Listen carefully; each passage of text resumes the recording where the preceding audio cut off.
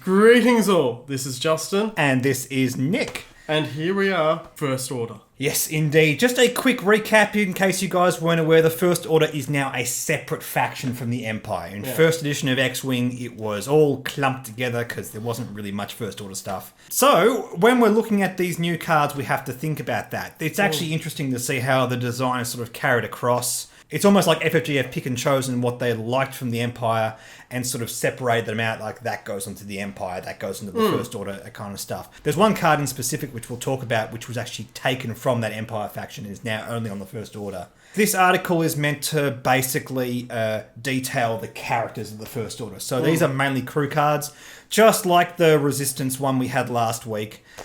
We do have a couple of ship cards which we'll talk about first up before we get onto all the characters. And these are two of the pilots for the Upsilon class shuttle, Major Strident and Lieutenant Dormitz. So Major Strident says, while you coordinate or resolve the effect of one of your upgrade, you may treat friendly ships at range 2 to 3 as being at range 0 or range 1. And it also now has the ship ability linked battery. Yes. Which is very interesting. Very interesting indeed. We'll just quickly talk about Lieutenant Dormitz before we go on to that. Yeah. Setup. After you are placed, other friendly ships can be placed anywhere in the play area at range 0 to 2 of you, which was the same ability he had in first edition.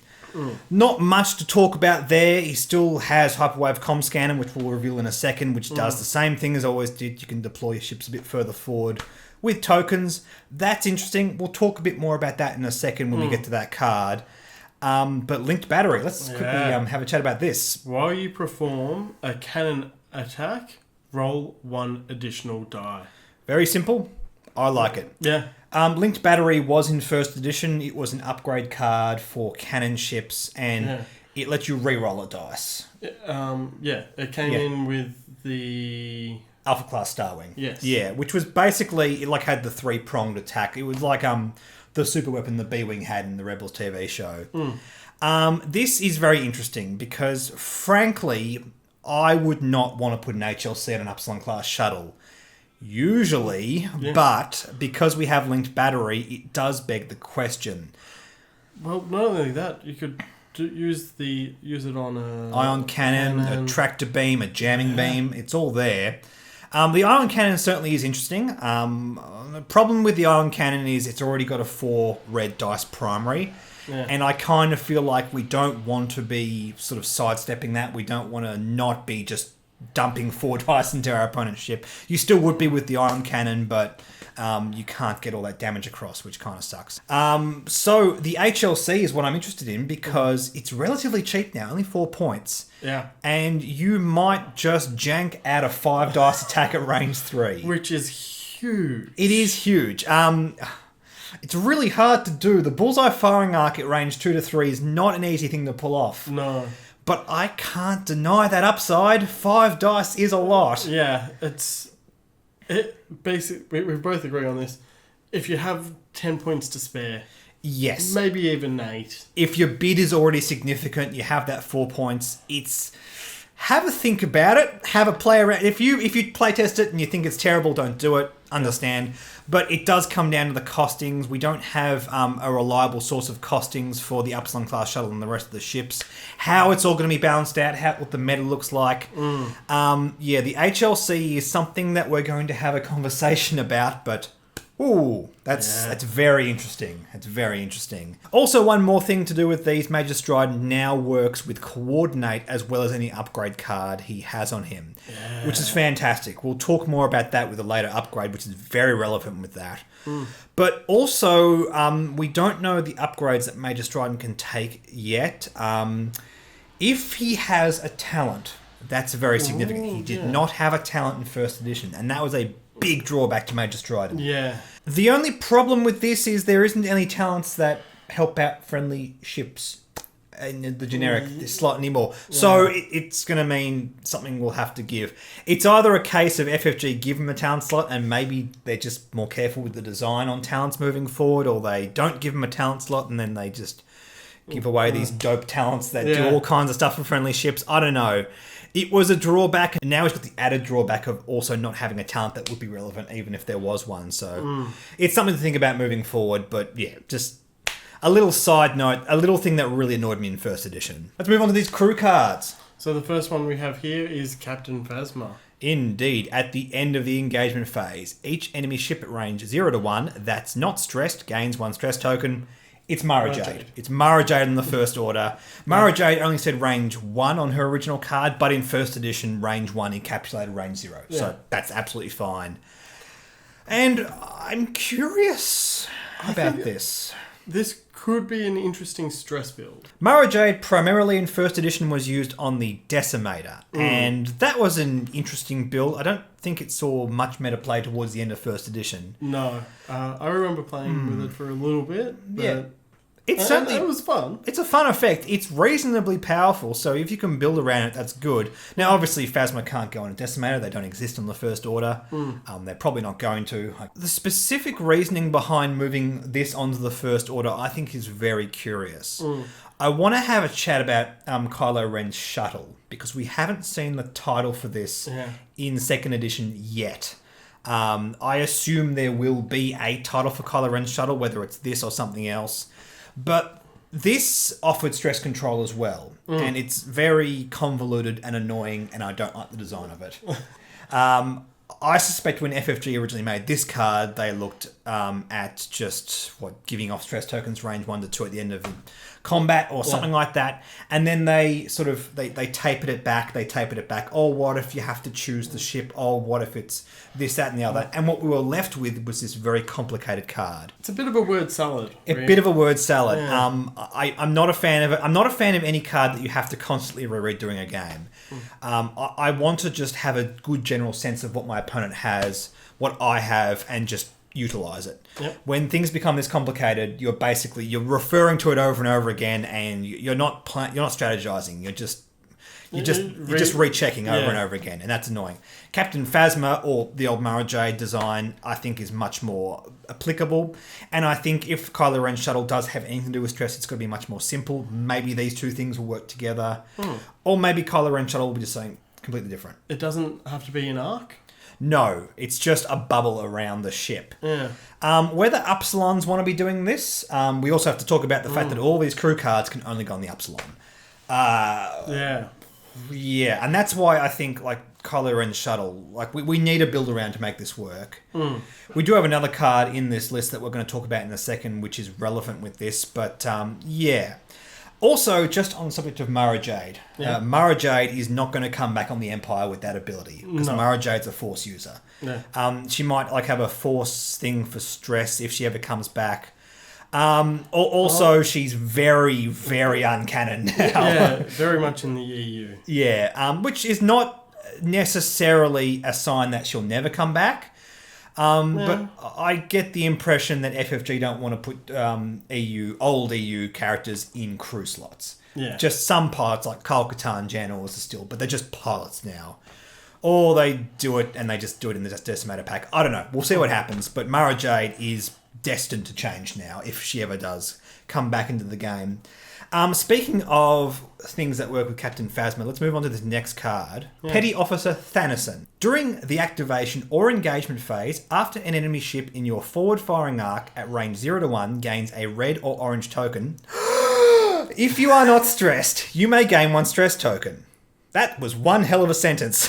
If you do, that ship gains 1 additional token of the type that it gained. It's long, but it makes perfect sense. Yeah. If they get, tractor, jam, or stress, I'm probably forgetting something. Ion. Ion's the other one. You can take a stress token to give them an extra one. There is also weapons disabled as well. Yeah, but there's no point giving your opponent 2 weapons disabled. It is something you can do. Yeah. It might have some kind of build around. The biggest issue with this is it has to be within the forward firing arc at range 0 to 1. And it can only go on an Upsilon class shuttle. That's a pretty big ask. Yeah. It's a pretty big ask. I will say, though, it does work well with Captain Phasma, because Phasma can directly enable that stress token, of which Petty Officer Tennyson can give them an extra one.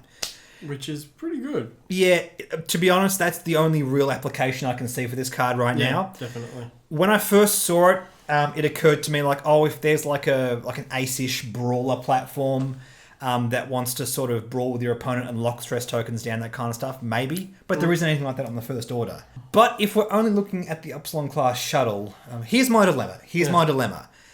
If there's a better platform for this has to be more expensive. If it's only ever the Upsilon class shuttle, it's going to be dirt cheap. Yeah. Because it's not really enough upside to make me sort of happy with this. But if the First Order gets something even remotely akin to like a fire spray or something, that's something to think about. And I just think it's worth having that conversation. Like, the costings of these are up in the air and confusing. Like, even Phasma, I'm not really sure what to do with because of the platform she can go on. All I have to do is show one small ship in Resistance that has some crew, and then all of a sudden these crew cards become very, very viable. Absolutely, like a little command ship or a little brawler or something. Yeah. We've seen the Interceptor already. It doesn't have a crew slot. Cool things to come for the First Order, but in terms of these options, I'm not sure what to do with them. All right, something way more spicy. General HUX. First Order requires a coordinate action. It's the Upsilon class shuttle. It's probably always going to be the Upsilon class shuttle. Yeah. While you perform a white coordinate action, you may treat it as red. If you do, you may coordinate up to 2 additional ships of the same ship type, and each ship you coordinate must perform the same action, treating that action as red. So it's a few hoops to jump through, but wow, that's powerful. Yeah. Let's not deny that. Yeah. Basically, it's him and a swarm. It's pretty much Typhos. Like, we had a look at costings in first edition of what kind of things we could put alongside HUX. You're not really looking at TIE SFs, maybe TIE SFs, but then you basically have no other upgrades. Yeah. Definitely not silencers. That's not ever going to be viable. No. The costings are never going to work out. But TIE FOs. Yes, very interested about that. We could have a Upsilon plus 4 potentially. We could have an Upsilon and 3 FOs, and one of them could be Midnight. And giving her actions is very relevant, so I'm interested in that. I think there's definitely a list that's going to exist around this. Whether it becomes meta viable or not is the question. But yes, very powerful. Very powerful, let's not deny it. I want to compare this card alongside Tarkin on the Empire. Because I feel very much that Tarkin is going to be a card that has some relevance in the meta. I've already made that comment. Now, I know early days in the second edition meta, we haven't really seen much of him. He strikes me as the kind of effect that's going to need a lot of experimentation and will take a little bit longer for the community to adopt. General HUX, I feel like, is going to sit in the same spot. But the whole thing with Tarkin is you can fly him alongside a TIE Swarm and then just give him lots of target locks all at once.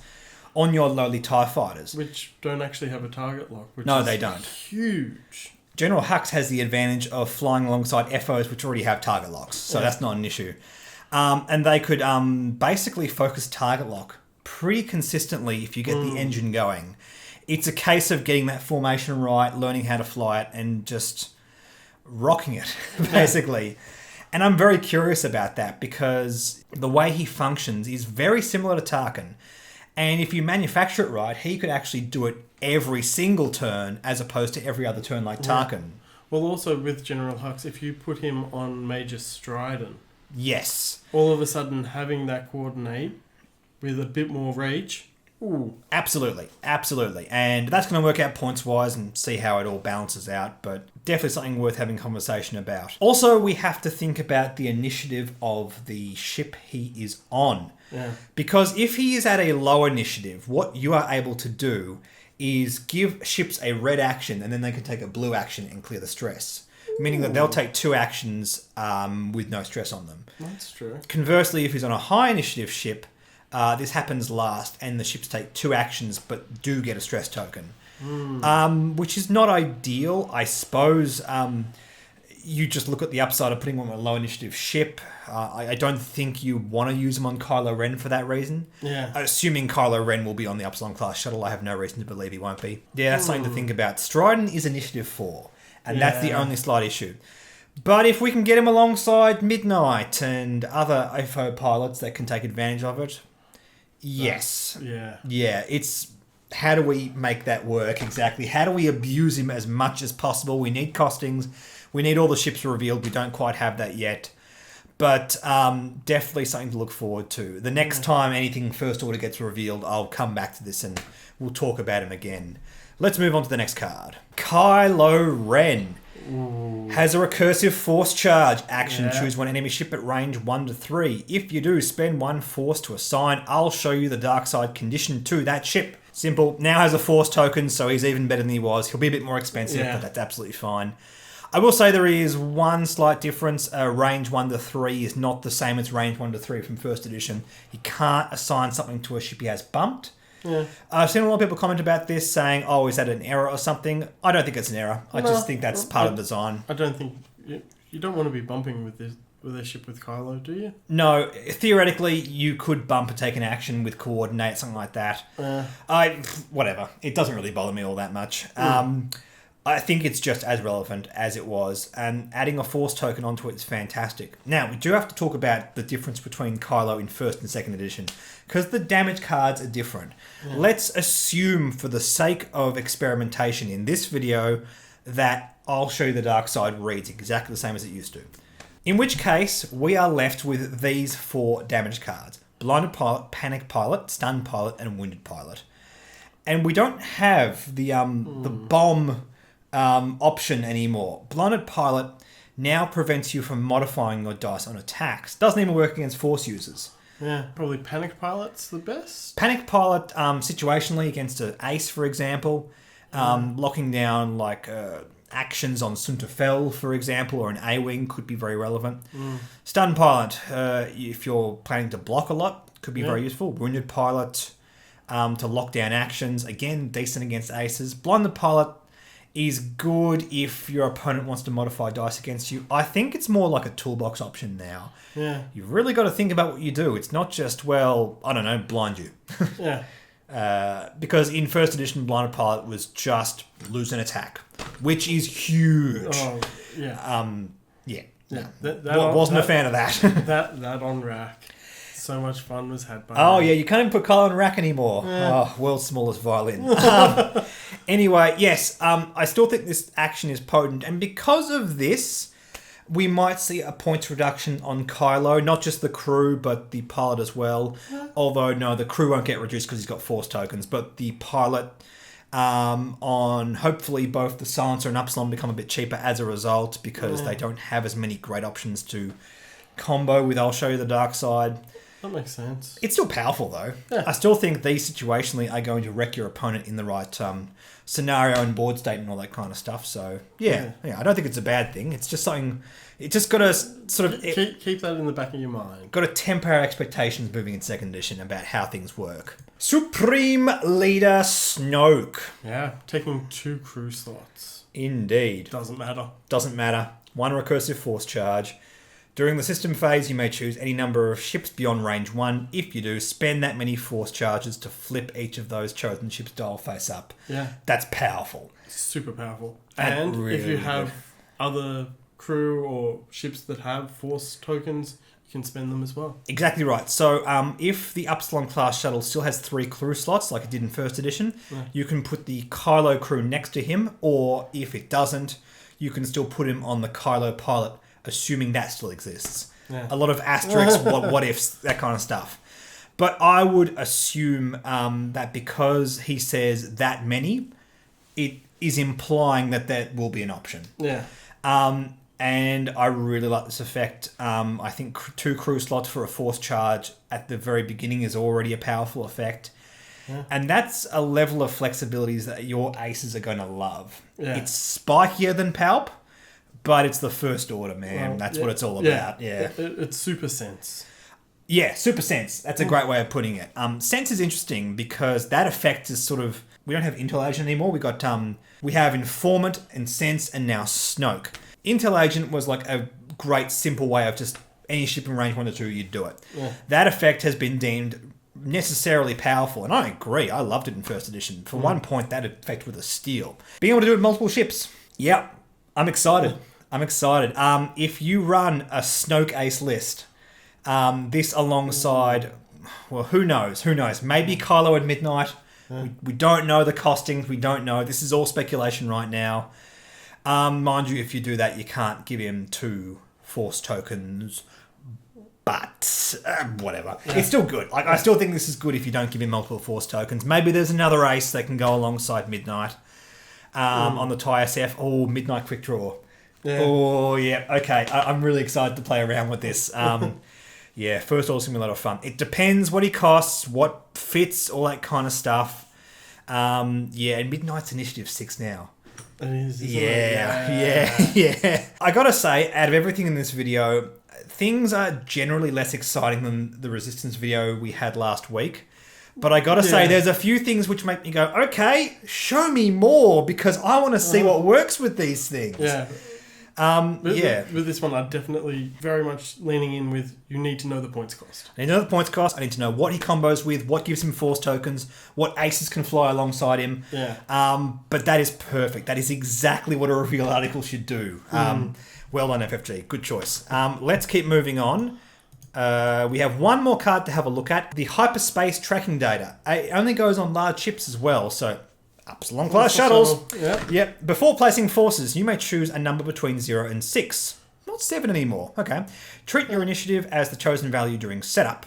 After setup, assign one focus or evade token to each friendly ship at range 0 to 2.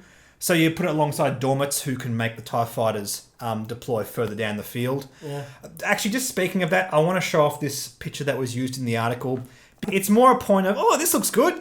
Oh, there's only 5 rocks on this. Yeah. Oh, one of the rocks is in an illegal spot. Yeah. So, new players, if you're looking at this article, don't get drawn in by this magical Christmas land scenario.